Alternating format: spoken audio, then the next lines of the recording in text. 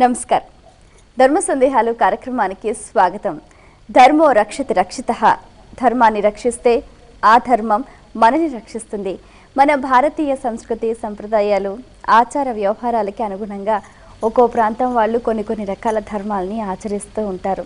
ఏది ఏమైనప్పటికీ ధర్మాన్ని ఆచరించటం మన భారతీయుల సనాతన హైందవ సంప్రదాయం. మరి దానికి అనుగుణంగా అవి ఆచరించే సమయంలో చాలా రకాల సందేహాలు కలుగుతూ ఉంటాయి. మరి ప్రేక్షకులు ఎంతో శ్రద్ధగా వారికి కలిగిన సందేహానికి సమాధానం కోసం అన్వేషిస్తూ మన ఈ కార్యక్రమానికి ఉత్తరాల ద్వారా ఈమెయిల్స్ ద్వారా రాసి పంపిస్తున్నారు. వాటన్నిటికీ శాస్త్రీయ సమాధానాలు అందించడానికి మన ముందున్నారు ప్రముఖ ఆధ్యాత్మిక యాత్రికులు, మీ అందరికీ సుపరిచితులైన డాక్టర్ కాకినూరు సూర్యనారాయణ మూర్తి గారు. వారితో మాట్లాడి మరిన్ని విషయాలు వారి మాటలో తెలుసుకుందాం. ఈనాటి కార్యక్రమాన్ని ప్రారంభిద్దాం. నమస్కారం అండి. నమస్కారం అమ్మా. మొదటి ఉత్తరాన్ని చూద్దామండి. అలాగే ఈమెయిల్ ద్వారా శ్రావణి రాస్తున్నారు. ఇంట్లో వినాయక విగ్రహానికి తొండం ఏ వైపున ఉండాలి తెలియచేయగలరు అంటూ రాస్తున్నారు. దక్షిణ భారతదేశంలోని వినాయక విగ్రహాలన్నింటికీ కూడా మనం గమనించినట్లయితే తొండం ఆ విగ్రహానికి ఎడమ వైపున తిరిగి ఉంటుంది. ఉత్తర భారతదేశంలో వినాయక విగ్రహాలలో తొండం కుడి వైపున తిరిగి ఉంటుంది. కుడివైపున ఆ హస్తం అభయహస్తం అయితే ఎడమ వైపున ఆ హస్తంలో మోదకం లడ్డువం ఉంటుంది. భౌతికమైన సుఖభోగాదులు కావాలి, ఆహారం కావాలి, సుఖం కావాలి, భౌతికమైనటువంటి విషయభోగ వాసనలతో మనం ఆనందంగా ఉండాలి అనుకునే వారంతా కూడా వినాయక విగ్రహానికి ఉండే తొండం ఎడమ వైపున ఉండే దానిని అర్చించాలి. పారమార్థిక జీవన దృష్టితో, ఆధ్యాత్మిక జీవన కోణంతో పుణ్యం కావాలి, మోక్షం కావాలి, ఈ బంధనాల నుంచి విముక్తి కావాలి అని కోరుకునే వాళ్ళంతా కూడా వినాయక విగ్రహానికి ఉండేటటువంటి ఆ తొండం కుడివైపున ఉండే విధంగా ఉండేదాన్ని అర్చించాలి. కుడివైపున అభయహస్తం ఉంటుంది, ఎడమ వైపున చేతిలో లడ్డువం మోదకం ఉంటుంది. ఈ పదార్థం ఆహారం, భౌతికం, సుఖానికి ఆపాదకం కలిగించేటటువంటిది. ఈ అభయహస్తం మోక్షాన్ని ప్రసాదించేది. మోక్షం కావాలా తొండం ఈ వైపు, భౌతికమైన సుఖం కావాలా తొండం ఈ వైపు. ఇలా ఆలోచన చేద్దాం. ఈ రెండు కాదండి, మాకు రెండూ కావాలండి. ఎందుకంటే ఆధునికంగా ఆహార పదార్థాలు లేకుండా, భౌతిక సుఖాలు లేకుండా జీవించలేం. అలాగే భౌతిక సుఖాలలో పడి కొట్టుకుపోతూ పారమార్థిక దుఃఖోణాన్ని మరవలేం.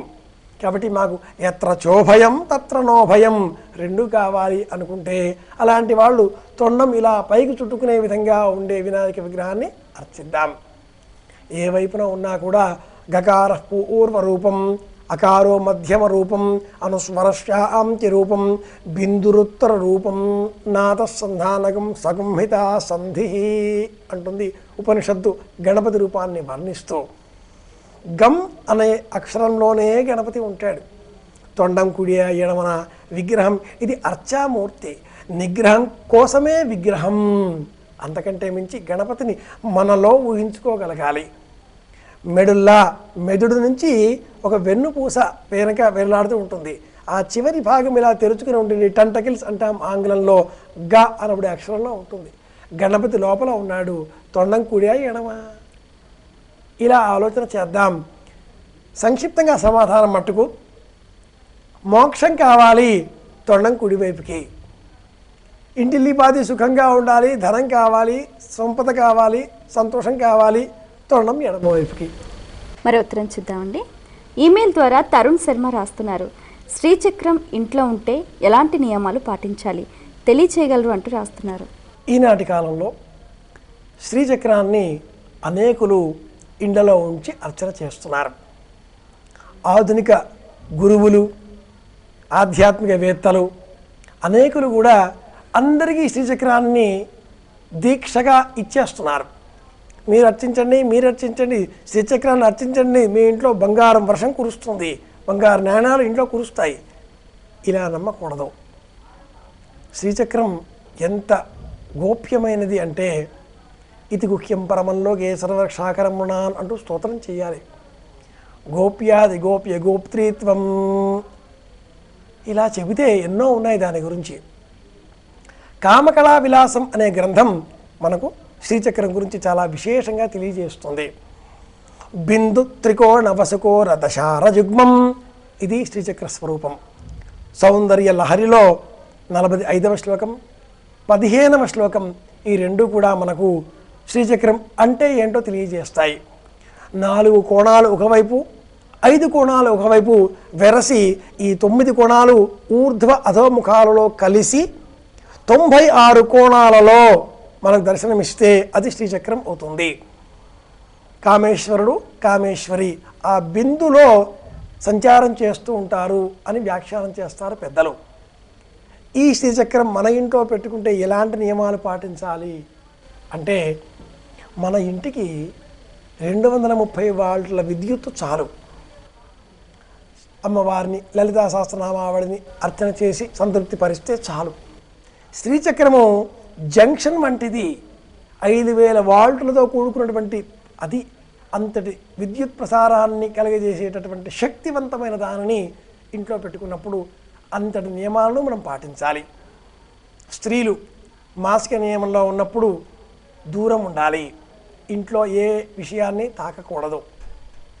పురుషుడు బయట తిండి తినకూడదు, ఇంటి భోజనం మాత్రమే చేయాలి.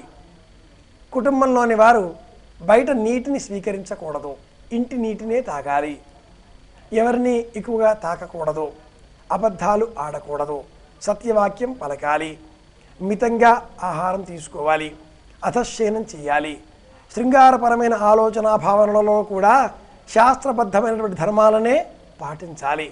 పగటి వేళ, అర్ధరాత్రి ఇలాంటి అతి భావనలు కూడదు. ధర్మబద్ధమైన జీవితం గడిపితే శ్రీచక్రం క్షేమాన్ని ఇస్తుంది. లేని పక్షంలో వ్యతిరేక ఫలితాంశాలని అందజేస్తుంది. కనుక సాధకులకు వీలైనంత మట్టుకి శ్రీచక్రాన్ని నేను వ్యక్తిగతంగా ఈ మార్గం ద్వారా ఎవరైనా అర్చన చేసేటటువంటి వారు నమస్కారం చేయండి అనే చెబుతాను. లలితా సహస్రనామావళి, లక్ష్మీ అష్టోత్తరం, లక్ష్మీ సహస్రనామావళి ఇవి సౌమ్య భావాలను పెంపొందిస్తాయి. వీలైనంత మట్టుకి సౌమ్య రూపంలోనే అర్చన చేద్దాం. శ్రీచక్రం పెట్టుకుంటే ఇవన్నీ పాటించాలి. మితాహారం, మనం సమయవామమా సమయ దక్షిణమా అనే మార్గాన్ని అనుసరించి మాంసాహారమా కాదా, పంచమకారాలు ఇవన్నీ సాధనా మార్గంలో వస్తాయి. సాధన చేద్దాం, ఇంట్లో పెట్టుకుందాం. ఎందుకండి, అందరూ బాగుండాలి, సంతోషంగా ఉందాం అక్కరలేదు. ఆధునికవేత్తలు, ఆధునిక గురువులు ఇలా ఇస్తున్నారు. ఇదంతా కూడా కార్పొరేట్ ప్రపంచం అని చెప్పాలి, మార్కెట్ అని చెప్పాలి, అందులో వస్తున్నాయి. ఏం చేస్తాం?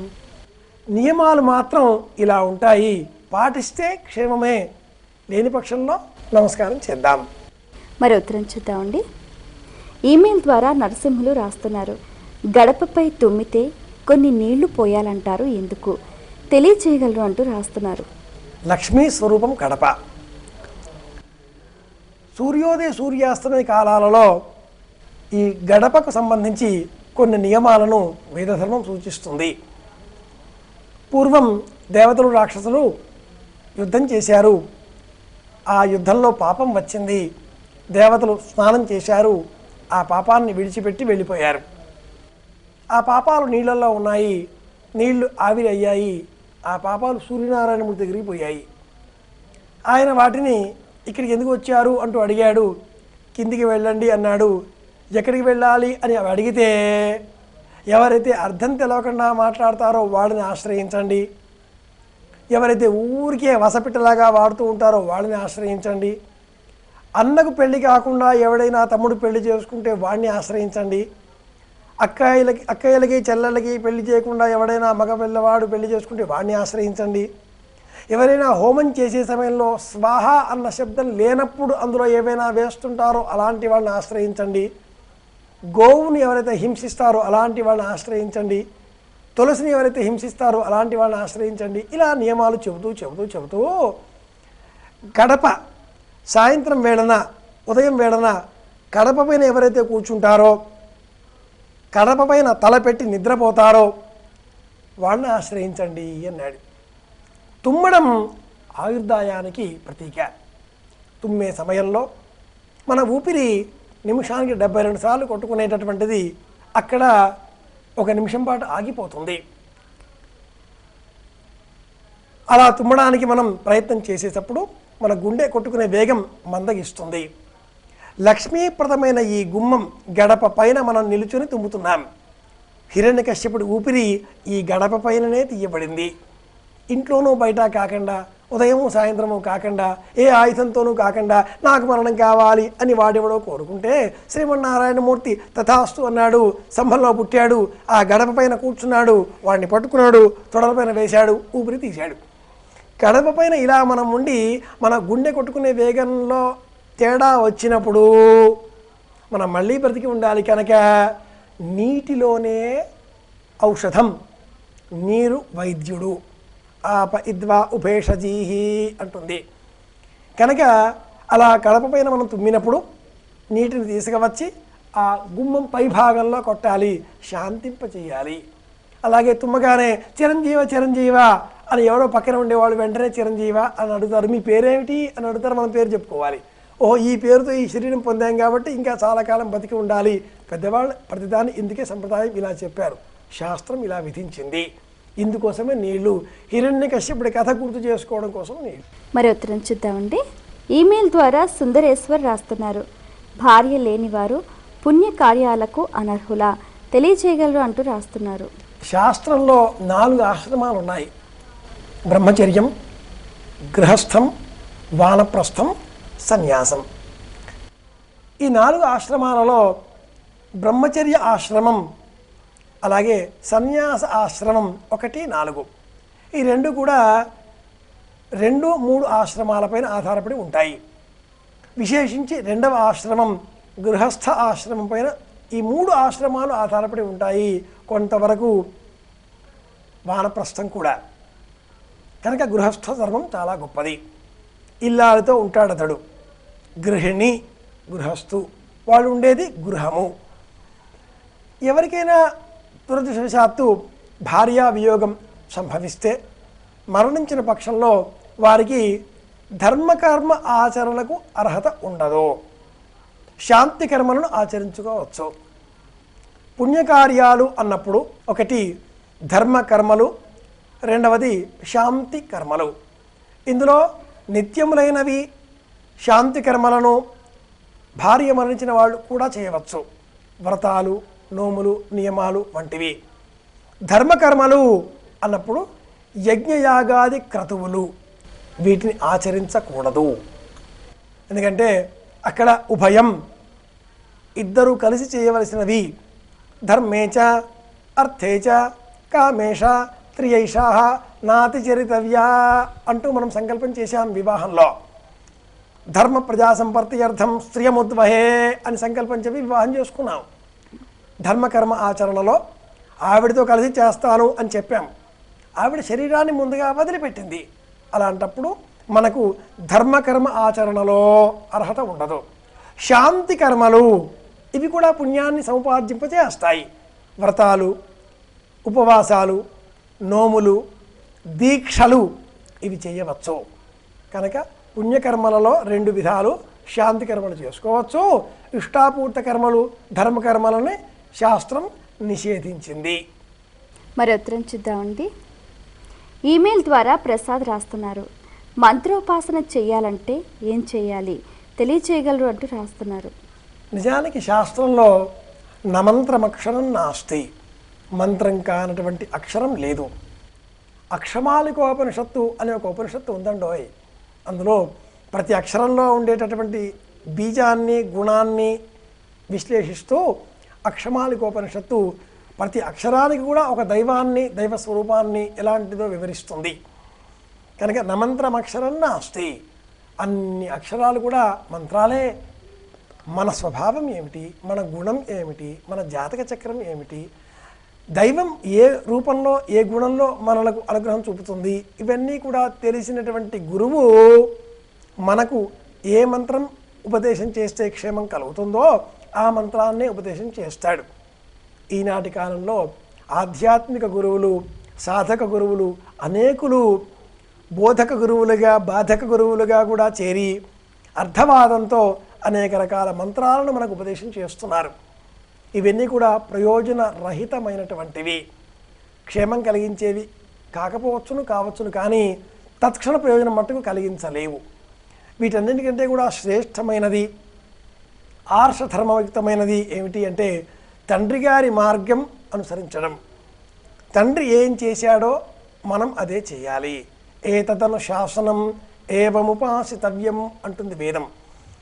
గాయత్రీ మంత్రం ఉపదేశం చేసినటువంటి తండ్రి మనకు కొన్ని నియమాలను చెప్తాడు. ఏం చెప్తాడు అంటే కోనామాసీత్ కశ్య బ్రహ్మచార్యసి, ఏం చేస్తావు, నీ పేరేమిటి, ఎలా ఉంటావు, ఏం చేస్తే నేను ఈ మంత్రం చెప్పచ్చు, ఇలా 100 ప్రశ్నలు వేసి ఆ తర్వాత బ్రహ్మోపదేశం చేస్తాడు. అది బ్రహ్మోపదేశం, అందుకంటే మించి వేరే మంత్రాలు ఉంటాయా? అక్కడ ఏం చెప్తాడు, గుడ్డ కప్పేసి చెవిలో చక్కగా విను ముందు అంటాడు. గాయత్రి మంత్రం కంటే పూర్వమే ముందుగా శుశ్రవ సన్నాకుర్ యథాత్మకం శుశ్రవ భూయాసం అంటాడు. బాగా వినయశక్తి పెంచుకోని ఆయన ఇదే మంత్రోపదేశం అంటాడు. కనుక ఎవరైనా ఏదైనా అమ్మాయి చెబుతూ ఉంటే చెవి దగ్గర చేరి వాడేదో ఈ చెవిలో మంత్రోపదేశం చేశాడు, ఇక ఈవిడ మన మాట వినదు అంటారు. మంత్రోపదేశం చేసేటటువంటి గురువును మనం స్వీకరించాలి అంటే ఆ గురువు సర్వోత్తమమైనటువంటి మార్గాన్ని అనుసరించేవాడు అయి ఉండాలి. అర్థవాదంతో ఉండే గురువుల బోధ మనకు క్షేమం కలిగించదు. అంతకంటే శ్రేష్టం దక్షిణామూర్తినో హయగ్రీవుడినో స్మరించుకోవడం, తండ్రి గారి బోధ స్వీకరించడం, ఇది శ్రేష్టం. సాధకులు మంత్రోపదేశం చేయాలి అంటే, మంత్రం సాధన చేయాలి అంటే ఏం చేయాలి, గురువు గారిని అన్వేషించాలి. మరి ఉత్తరం చూద్దామండి. ఈమెయిల్ ద్వారా శ్రీధర్ రాస్తున్నారు, పొరపాటున వాహనం కింద పడి పిల్లి చనిపోతే దోషమా, తెలియచేయగలరు అంటూ రాస్తున్నారు. పూర్వం మనకు గొప్ప రచయిత ఉన్నాడు. కారు కింద పడి పిల్లి మరణించిన కథని నవల రూపంలో రాశారు. ఇలపావులూరి వెంకట సుబ్బారావు గారు వారి పేరు. వారి అబ్బాయి మనకు పూర్వం ఐఏఎస్ ఆఫీసర్గా ఉన్నారు, గొప్ప స్థానంలో ఉన్నారు, ఎలక్షన్ కమిషన్కి కూడా పనిచేశారు. ఇలపావులూరి వెంకట సుబ్బారావు గారనే ఆ మహానుభావుడు కారు కింద పడి పిల్లి మరణించింది అనే గొప్ప నవల రాశారు. హాస్యస్ఫోరకమైన నవల. పొరపాటున అన్నావు కదా నాయన, అన్నావా? పొరపాటుగా మరణిస్తే మనం ఏమిటి చేసేది? ఈనాటి కాలంలో ఆధ్యాత్మిక గురువులు, వేత్తలు బంగారు పిల్లి దానం చేయండి అంటారు, వెండి పిల్లిని దానం చేయండి అంటారు. ఆ పిల్లి చావు మన చావుకు వచ్చింది అని పూర్తి చేస్తాడు ఆయన. ఎందుకు ఈ పిల్లి అడ్డు వచ్చిందిరా, ఎందుకు నా పొరపాటురా, నా కర్మకు వచ్చింది అని బాధపడతాడు. బంగారు పిల్లి వెండి పిల్లి కొంప కొల్లేరు. కనుక పొరపాటుగా అన్నారు కాబట్టి ఏ సమస్య లేదు. మనం దాన్ని వేటాడి వెంటాడి హింసించి ప్రాణం తీసి దాని గొంతుకు దాడు వేసి, ఇది పాపం. దోమలను చంపాలండి, లేకపోతే మనం చంపేస్తాయి. అందుకోసమని ఏదో అక్కడో పెడతాం, గాలి పొగ ధూపం వెళ్ళిపోతాయి. అలా కాకుండా ఈనాటికల్లా బ్యాట్లు దొరుకుతున్నాయి. ఆ బ్యాట్ పుచ్చుకొని దోమ ఎక్కడ దొరుకుతుందో అక్కడ దాని వెంటపడి వేటాడి తరమడం, లేదా చనిపోయిన దోమ ముతకరేయడం, నేలపైన కనిపిస్తే బ్యాట్ మీద వేసి పటపటామని శబ్దం చేస్తే వికటాట్టహాసం చేయడం రాక్షసం. అలాగే పిల్లి కూడా 16 గంటలు పిల్లి నిద్రపోతుంది. నిద్రపోయే జీవులలో పిల్లి అత్యధికం.